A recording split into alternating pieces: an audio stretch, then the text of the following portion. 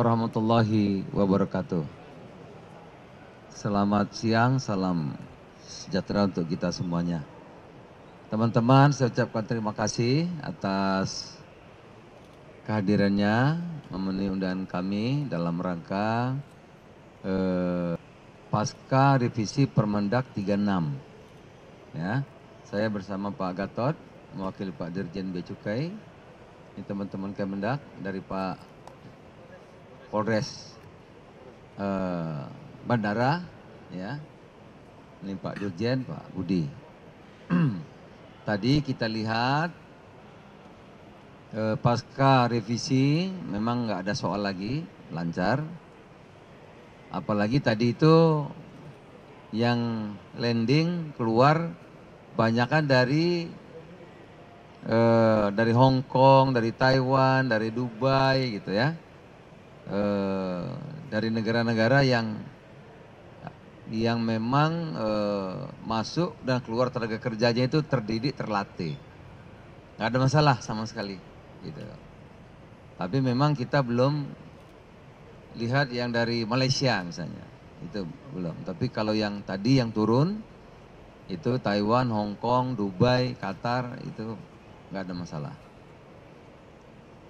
Mudah-mudahan dengan revisi Permendak itu segala hal menyangkut PMI sudah bisa diselesaikan. Nah, yang kedua memang itu harus ditegakkan aturan mengenai just tip. Nah, just tip itu tadi kami lihat ya. Karena biasanya ada orang-orang tertentu yang mempergunakan jasa titipan itu. Nah, itu kan mesti ada aturannya. Kalau makanan nggak bisa, orang ngambil makanan terus dikasih konsumen kan nggak bisa. Dia mesti melalui kargo, karena harus ada izinnya kan. Nanti izin edar makanan. Saudara-saudara kalau keluar negeri bawa rendang aja kan diambil gitu. Makanan ya. Tadi yang saya lihat di situ ada dari orang asing bawa-bawa alat-alat apa tuh, mesin. Nah, alat mesin ya, bawa begitu untuk dijual lagi kan nggak boleh. Kalau dia mau jual elektronik mesin kan mesti ada layan pernah jual, mesti ada SNI-nya gitu, ya kan?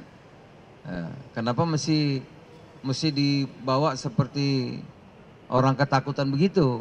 Kan bisa melalui apa Pak namanya? Kargo, dicek ya, dihitung pajaknya berapa, resmi gitu. Kalau ditanya-tanya ini kan seolah-olah kan ya menghindari pajak gitu ya, menghindari kewajiban. Nah, ini yang mesti ditertibkan. Memang kewajibannya Pak Gatot, teman-teman Bea Cukai, menjaga konsumen, melindungi teritori kita itu. Tapi kalau yang lain-lain alhamdulillah memang sudah lancar. Saya kira itu teman-teman. Kalau ada yang mau tanya mengenai Permendak sudah saya jelaskan berkali-kali. Kalau kemarin orang belanja hanya 2, 3 disita nggak lagi. Itu nanti dikembalikan ke PMK, nilainya berapa terserah. Tapi prinsipnya kalau orang belanja, saya nih atau Pak Gatot temannya ke luar negeri beli baju 5 biji boleh, tapi bayar pajaknya gitu. Oh ada 500, mahal ada 500, semua siapa aja tuh Pak. Jadi kalau penumpang 500 boleh dipotong 5, lebihnya bayar, itu aja. Ya, jadi itu sudah lancar, nggak ada masalah. Yang berikutnya mengenai PMI di kita ngatur hanya 1.500.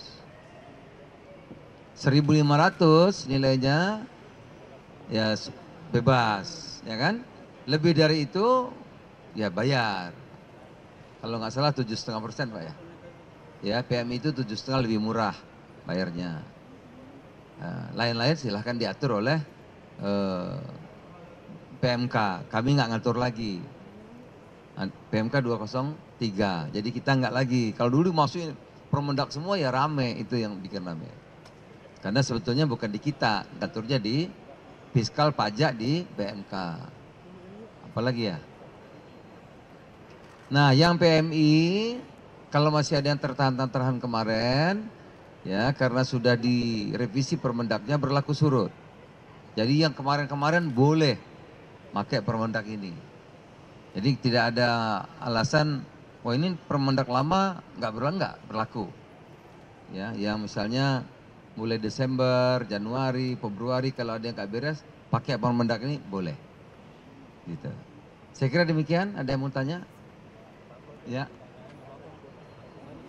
Pak Joko. Nggak ada lagi, just tip itu ikuti aturannya, aturan sudah ada. Prinsipnya dia kan dia kan apa namanya kargo, ya. Kalau kamu bawa barang diam-diam itu maksudnya apa gitu, ya kan? Ya pasti bisa ya ikutin aturan. Nah, bayarnya ada, tarifnya pajak, ada SNI-nya, ada nomor HS number-nya ada. Ikuti. Kalau bawa diam-diam itu maksudnya apa? Biar nggak bayar pajak atau apa gitu.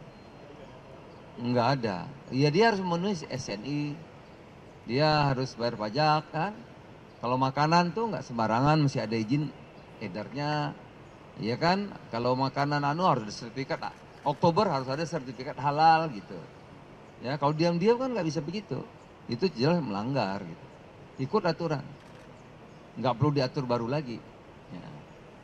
Ya. Pak, Justip itu di PMK atau di Permendak, Pak? Kalau PMK ini PMK berapa, Pak Justip? Loh enggak di aturannya masing-masing ada mengenai SN ini ada perindustrian punya, ya kan? Kalau SN perindustrian, kalau sertifikat halal apa tidak nanti MUI. Kalau makanan ini mengandung sehat apa tidak ada POM. Kamu kalau beli makanan di supermarket kan masih ada. Ini telah diregister POM bahwa makanan ini sehat. Kan ada kan? Gitu. Nah, kalau dari luar bawa sehat apa enggak siapa yang jamin? Nanti kalau ada keracunan terus gimana? Gitu. Jadi harus memenuhi aturan Indonesia. Aturan itu banyak, nggak cuma satu kan. Nah, makanan ada POM-nya, kalau elektronik, industri ada standar industrinya, ada itu. Ya.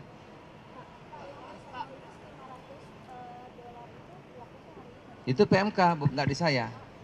Udah dari kemarin udah ada Pak ya. Jadi kalau penumpang bawa barang $500 free, itu udah lama PMK. Peraturan Menteri Keuangan bukan kami. 203. Nah 500 apa aja itu terserah mereka yang lihat. Nah, jadi kalau kita belanja habis 1.000, ada bonnya 1.000 kan, dipotong 500. 500 yang bayar aja. Tapi itu peraturan PMK sudah lama. Pak, terkait pembatasan impor Fortikan bagaimana Pak? Karena kan Fortikan ini membantu bahan tepung terigu, bahan baku tepung terigu. Iya. Wah pokoknya terigu, minyak mau dilartaskan udah nggak ada lagi. Ya, nggak ada lagi itu. Kemarin usulan dari industri terkait nggak bisa. Mau terigu itu makanan nomor 2. Kalau diatur-atur dilartaskan lama nanti orang makannya gimana? Jadi enggak, terigu, bahan pelumas enggak ada. Ya kembali ke Pemerintahan 5 enggak diatur, enggak lagi. Pak, saya izin mau bertanya Gatot, kan kalau dari sisinya Pak Zulhas sudah dijelaskan, tapi kalau dari sisi itu sebenarnya seperti apa? Ini penegasan juga sih Pak untuk masyarakat. Mohon izin Pak Menteri, terkait dengan barang-barang impor yang lewat penumpang, ya, itu seluruhnya dihitung, barang-barang yang dibawa kemudian dihitung.